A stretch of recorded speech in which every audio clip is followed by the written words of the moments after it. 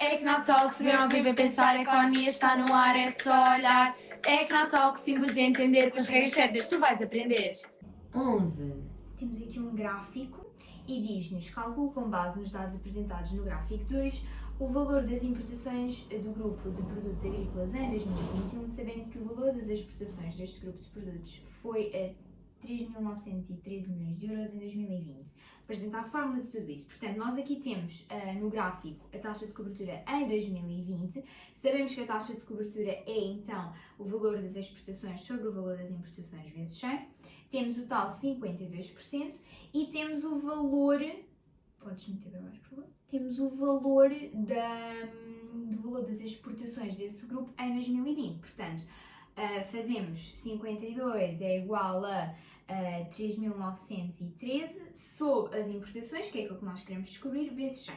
Ficamos com o valor de 7.525 em 2020, mas aquilo que eles querem é em 2021. Portanto, vamos à taxa de variação anual das importações, que é de 13%. Fazemos então a taxa de variação, 13 é igual ao valor das importações em 2021 menos então 7.525 sobre 7.525 vezes 100, e isso vai nos dar o valor das importações em 2021, que é de 8.503,3 milhões de euros. É assim, não faço como eu, que fui no cálculo da taxa de variação, fui fazer com a taxa de variação anual das exportações, que é 17% e não 13%, não é? Perdi montes de passos. Sublinhem tudo, sempre, Não ok? estejam distraídos. Muita atenção.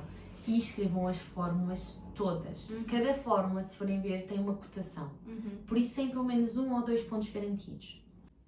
Vamos então passar a 11.2. Seleciona a afirmação correta. Em 2021, na balança de bens, o valor do déficit na componente ótica de precisão expressa em milhões de euros foi superior ao registado em 2020. Então, para isso temos de ver exportações e importações. Vimos a taxa de variação, porque já está literalmente a comparar 2021 com 2020, e vemos que na ótica de precisão as exportações aumentaram 6% e as importações 14%, ou seja, as importações tiveram um aumento muito superior ao das exportações. Assim, o déficit aumentou em 2021 face a 2020, por isso é A. Vamos só passar assim rápido pelas outras para perceberem o porquê de não serem. 2021, na balança de bens, o valor do superávit da componente vestuário expressa em milhões de euros foi inferior ao registado em 2020. Vimos ao vestuário, não foi inferior. Porquê? A variação das exportações foi de 21%, enquanto das importações foi 15%. As exportações aumentaram mais, assim aumentou o superávit.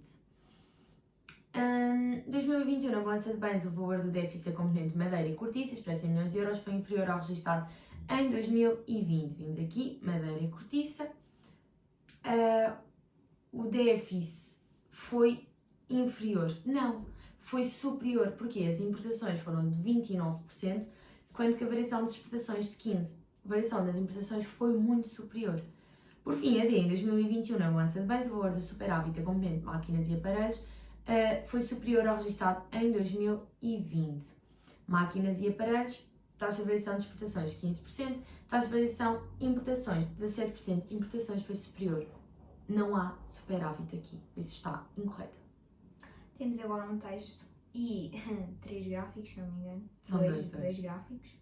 Portanto, explícito com base na informação, a evolução da dívida das administrações públicas em percentagem do PIB em Portugal em 2022 face a 2021, considerando a relação entre a evolução da dívida das AP e a evolução do PIB e o seu efeito na evolução da dívida das AP em percentagem do PIB. 2 razões, uma relativa à receita das AP e outra relativa à despesa das AP para a evolução do saldo orçamental primário das AP. Isto aqui é muito texto, parece um bicho de 7 cabeças, mas é fácil até quando percebemos. Pronto, de uma forma geral conseguimos perceber que a dívida das administrações públicas em percentagem do PIB diminuiu em 2022 face a 2021 e depois agora começamos então com os tais 2 pontinhos. Portanto, conseguimos perceber que, apesar da dívida pública das AP e do PIB terem ambas aumentado, no caso da dívida 1,2% e no caso do PIB 12,2%, o PIB aumentou mais do que a tal dívida, o que faz com que tenha havido uma diminuição do peso dessas dívidas em percentagem do PIB. Então, para o segundo ponto. Para além disso, o saldo orçamental primário das administrações públicas aumentou em 2022 face a 2021, porque o seu peso no PIB passou de menos 0,5% em 2021, apresentando assim um déficit, para 1,6% em 2022, representando um superávit, apesar do aumento de 12,2% do PIB, o que significa que o valor aumentou devido ao aumento das receitas proporcionado pelo aumento das remunerações do trabalho, que fez com que as receitas do IRS aumentassem, o que consequentemente levou também a que as receitas totais aumentassem e que ocorresse a diminuição das despesas, devido à tal supressão progressiva dos apoios extraordinários em resposta à pandemia. Isto é uma citação do texto, sabem, incluam sempre. Gastando menos dinheiro contribuiu para diminuir o déficit orçamental. Só um reparo, as receitas geraram mais rendimento e a diminuição das despesas fez com que existissem estas forças opostas, diminuindo ainda mais o déficit orçamental. Ou seja, aumentaram as receitas através do IRS, diminuíram as despesas devido à supressão dos apoios extraordinários. Ou seja, diminuiu o déficit. Aumenta o que entra, diminui o que sai. Vamos então passar a 12.2. Seleciona a opção que interpreta corretamente os dados relativos aos diferentes conceitos de saldo orçamental referidos no texto. Em 2019, o valor do saldo orçamental primário foi superior ao valor do saldo orçamental global, pois, para a obtenção do primeiro, às despesas públicas totais foram subtraídas as despesas com os juros de dívida pública. Esta pergunta gerou um bocadinho de confusão porque não se fala muito do saldo orçamental global. No entanto, se fôssemos ver com atenção, a resposta estava escrita no texto.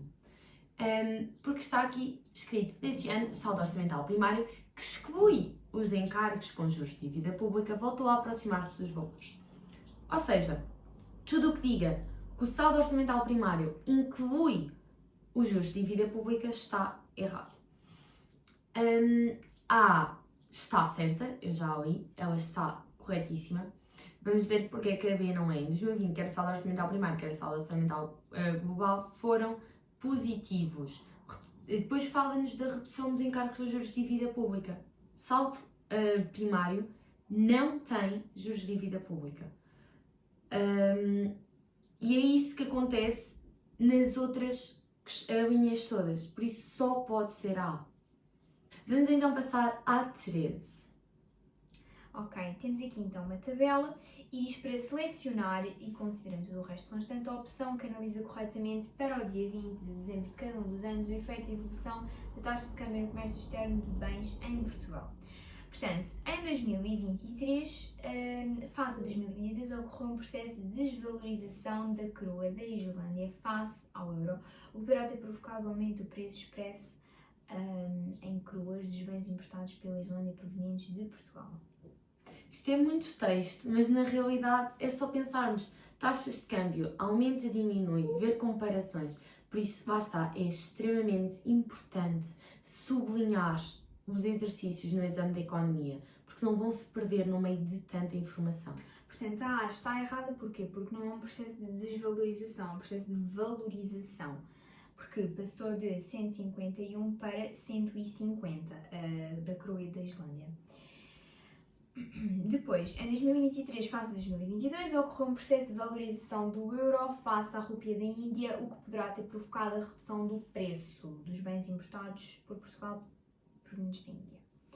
Portanto, o que é que acontece? Passou de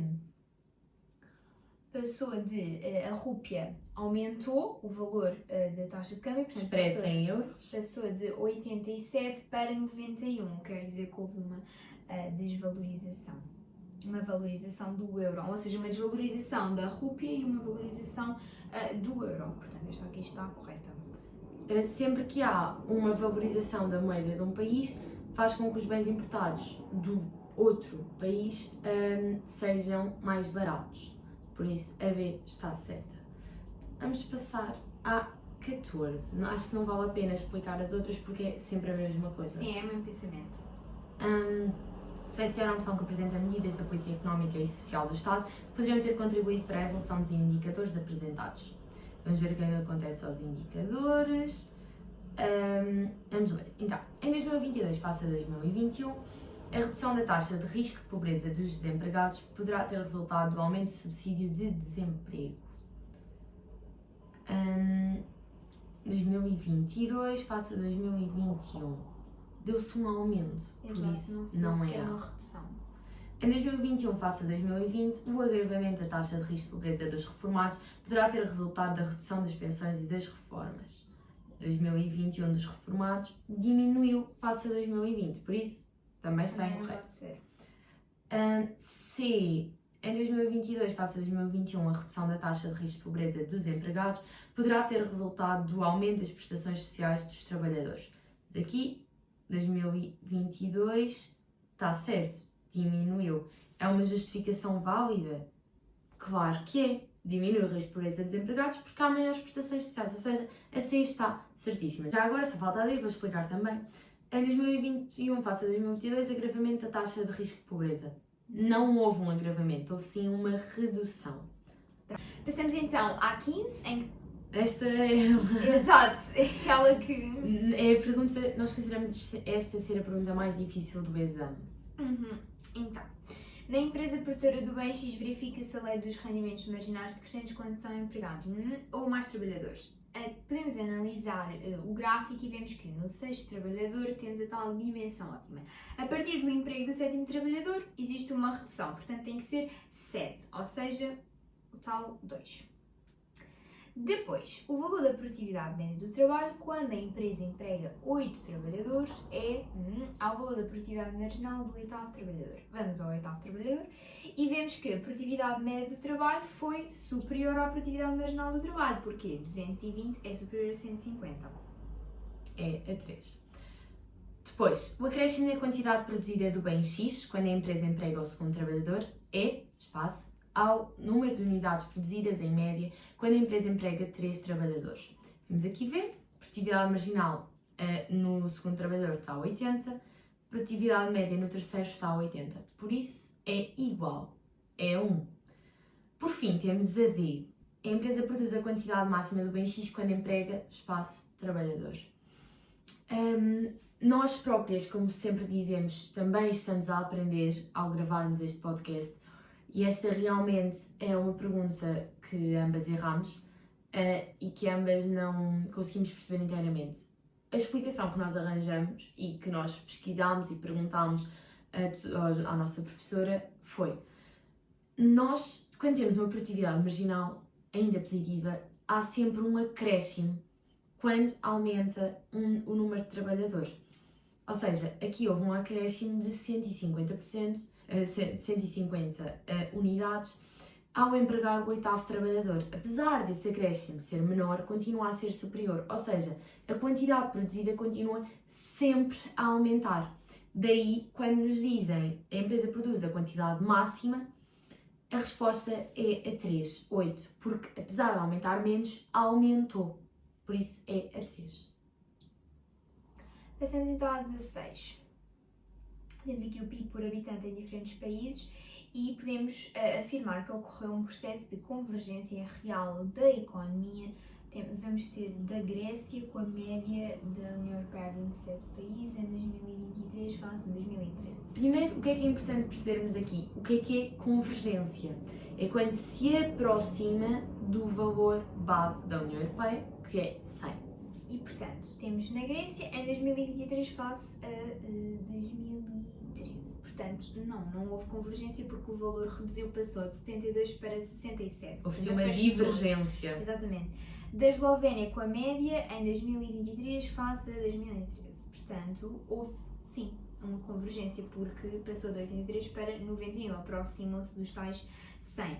Depois da Espanha com a média em 2013 face a 2023. Não, houve uma redução, passou de 101 para 90. E de Portugal com a média em 2013 face a 2003. Também não, houve uma redução de 84 para 78. Por isso, era a B. Damos assim por terminada a correção do exame da primeira fase. Esperemos que tenha sido bastante elucidativa. e bastante esclarecedora.